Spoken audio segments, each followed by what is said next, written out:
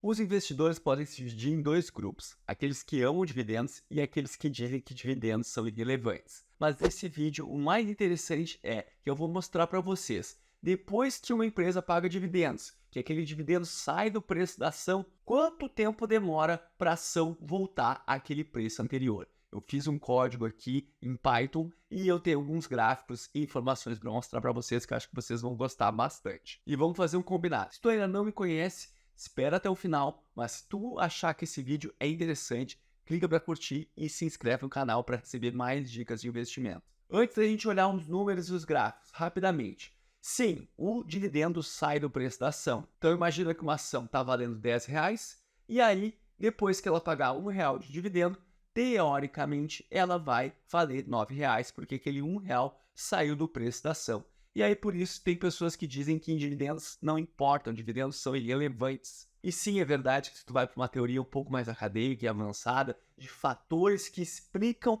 o retorno de um investimento, dividendos propriamente não está relacionado com um desses fatores. Mas eu já vou avisar para vocês que eu não sou dessas pessoas que dizem que dividendos são irrelevantes ou que eles não servem para nada.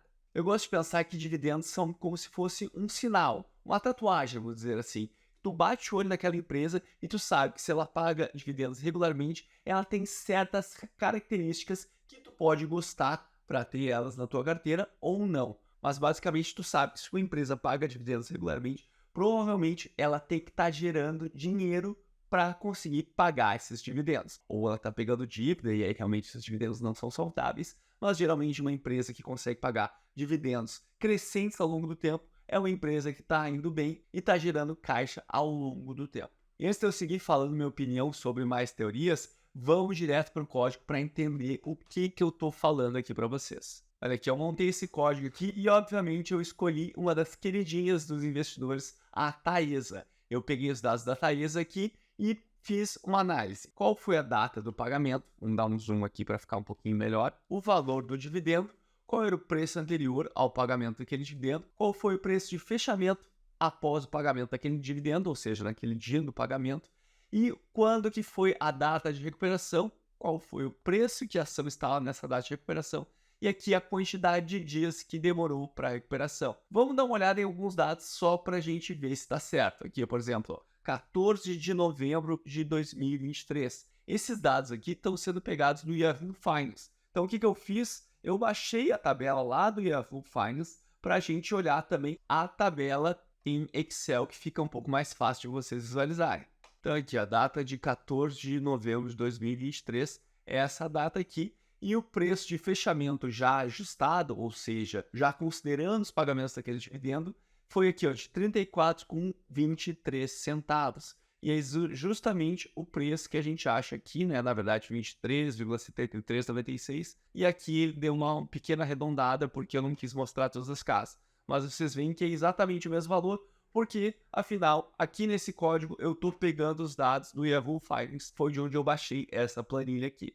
E aqui eu pintei de amarelo o preço ajustado que a ação fechou naquele dia após o pagamento de dividendo. E olha o que aconteceu aqui no dia 22 de 11 de 2023, a empresa já voltou para um preço superior àquele preço que ela ficou após o pagamento de dividendos, que é justamente isso aqui que está mostrando na planilha. Ela voltou nessa data aqui, a data de recuperação foi 22 de 11 de 2023, e o preço foi 34,397379. Então, nesse exemplo aqui, a gente já viu que os dados estão consistentes. Vamos olhar só mais um para a gente ficar tranquilo que essa fonte de dados está trazendo dados minimamente consistentes. Afinal, a gente está usando uma fonte de dados gratuita que está um pouco mais propensa a erro, mas apesar disso, a Yahoo Finance ela tem uma base de dados relativamente robusta. Vamos pegar aqui, ó, 16 de dezembro de 2020. Ó, o preço de fechamento após o pagamento de dividendos, se a gente arredondar, vai ser R$ 23,84. E aí a gente pode ver aqui, ó, que nos próximos dias ficou abaixo, abaixo, abaixo. E aqui no dia 28 de dezembro já voltou para um preço superior ao preço que a ação tinha fechado após o pagamento de dividendos. E segundo essa planilha aqui, foi apenas 12 dias após o pagamento de dividendos. Então, Eu trouxe essa tabela aqui, mas vamos olhar para um gráfico que fica mais fácil da gente perceber. Olha aqui, ó, tem várias datas de pagamento de dividendos e aqui a coluna está mostrando quanto tempo levou para recuperar. Vocês podem ver que tem várias colunas em que mostra que demorou apenas um dia para recuperar o preço. E tem algumas colunas que mostram que demorou mais, 12 dias, 14 dias. Esse aqui foi o que mais demorou dentro desse nosso período de dados que a gente está analisando, que demorou 71 dias. E essa aqui demorou 38 dias. Aqui nesse outro gráfico a gente está vendo uma dispersão e a gente vê que não existe uma tendência de mudança ao longo do tempo. Basicamente, a maior parte dos pagamentos de dividendos, o preço volta perto de um dia. Claro que a gente tem alguns valores extremos aqui e tem essa frase aqui que basicamente está resumindo o que está acontecendo com o valor do preço da ação após o pagamento dos dividendos. Se a gente olhar em forma de mediana, que é um pouquinho diferente da média. O que a média faz? A gente soma todos os valores e divide pelo número de observações. Só que quando a gente tem valores que são bastante discrepantes do resto do nosso conjunto de dados, isso bagunça um pouco a média. A média não trabalha muito bem com valores extremos, tanto é que geralmente tu usa a média e o desvio padrão para dar mais informações sobre os dados que tu está analisando. Mas uma outra forma de usar é a mediana, que é basicamente ordenar os dados de forma crescente, por exemplo, as datas de pagamento que demoram menos, que no caso é um dia, até a data de pagamento que demorou mais tempo, que no caso aqui foi 71 dias. Aí tu pega todas essas observações, divide no meio e o valor que divide esses dados em dois grupos iguais é a mediana. No caso aqui, como vocês já devem ter percebido, está escrito aqui, a mediana é 1 e tem um desvio padrão de basicamente quase 18 dias. Então isso indica que na maioria das vezes o preço se recupera para a Taesa, para esse intervalo de dados em um dia, embora possa ter uma certa variação. Agora que a gente já viu com gráficos e dados reais o que aconteceu com o tempo que demora para a ação voltar a recuperar o preço anterior dela após o pagamento, no caso da Taesa, eu acho que tu já pode clicar para se inscrever no canal e curtir esse vídeo, porque esse conteúdo é muito interessante. E agora com esse código que eu criei, eu não preciso mais ficar em nenhum achismo, eu posso simplesmente trocar o código da ação ali e fazer esse estudo para qualquer ação que eu quiser. Até se tu quiser deixar um comentário aí, sugerindo um próximo vídeo com outra ação que tu gostaria de ver essa análise, pode deixar nos comentários que eu vou procurar ler todos e incluir nos próximos vídeos que eu vou fazer. Mas agora só um pouquinho mais de teoria. Basicamente, o que a teoria diz que o preço da ação representa? É todos os fluxos futuros trazidos a valor presente. Felipe, eu não entendi nada. O que isso quer dizer? Basicamente, quer dizer que, em tese, o preço que uma ação está valendo hoje, ou o preço justo que ela deveria valer, representa todo o resultado que a empresa vai ter no futuro trazido para dinheiro de hoje. Porque a gente sabe que R$100 há 20 anos atrás não é a mesma coisa que R$100 hoje e não vai ser a mesma coisa que R$100 daqui a 20 anos para frente. Eles compram quantidades de produtos, bens e serviços muito diferentes, porque afinal a gente tem uma certa inflação ao longo do tempo. Mas voltando para a nossa análise do que é um valor justo de uma ação, é isso que deveria valer. É todo o resultado futuro dela trazida a valor presente, que agora eu acho que ficou mais simples de entender o que essa frase significa. Só que como ninguém tem bola de cristal, ninguém pode prever exatamente com precisão quais são os resultados futuros de uma empresa.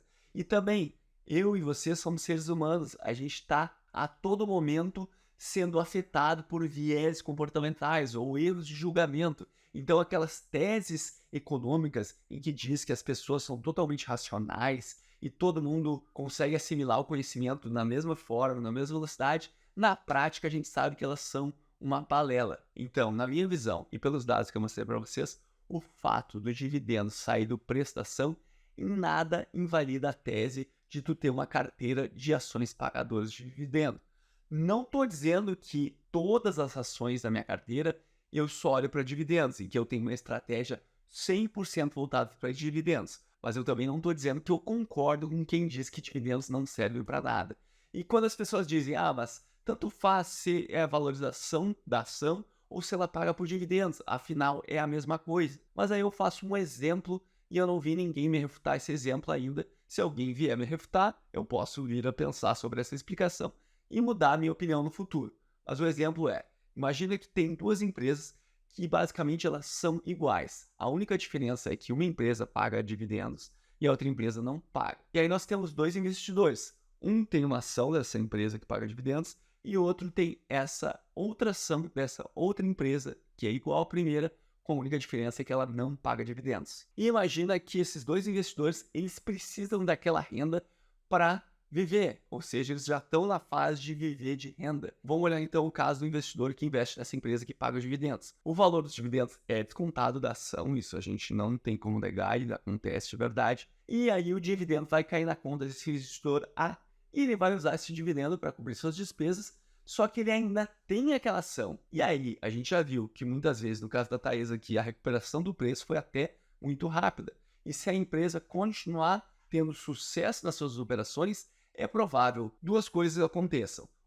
O preço se recupere. Pode demorar mais dias ou menos dias, mas é provável que esse preço se recupere. 2, que ela volte a pagar dividendos. Então, aquele investidor que está investindo na empresa que paga dividendos, ele pode ter essa recorrência nessa renda caindo na conta dele, mesmo ele tendo uma só ação.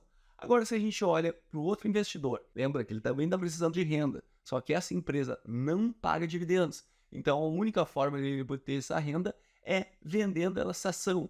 Só que aí, a partir do momento que ele vendeu essa ação, ok, caiu na conta dele o mesmo valor que o investidor da empresa que paga dividendos teria se a gente somasse o valor dos dividendos que tinha caído na conta daquele investidor mais o valor do preço da ação. Só que agora esse investidor dessa segunda empresa, ele não tem mais nenhuma ação. Lembra que esse exemplo começou com cada um só tendo uma ação de cada uma das empresas. E aí ele vai usar esse dinheiro que caiu na conta dele para pagar suas despesas e agora ele não vai mais ter essa renda recorrente, por mais que essa outra empresa possa vir a ter resultados absurdamente bons no futuro, inclusive com aumentos muito expressivos de cotação, ele não vai ter mais essa ação porque ele já vendeu ela. Então, embora eu sei que tenha literatura mais acadêmica, mais formal, que diga que tanto faz tu receber dividendos ou tu ganhar com a valorização da ação, por esse exemplo, eu me convenço que não é tão igual assim. E aí, fica achando desse estudo, quer que eu faça com outra ação? Deixa nos comentários abaixo. Lembre-se que investir é preciso. E grande abraço e até a próxima.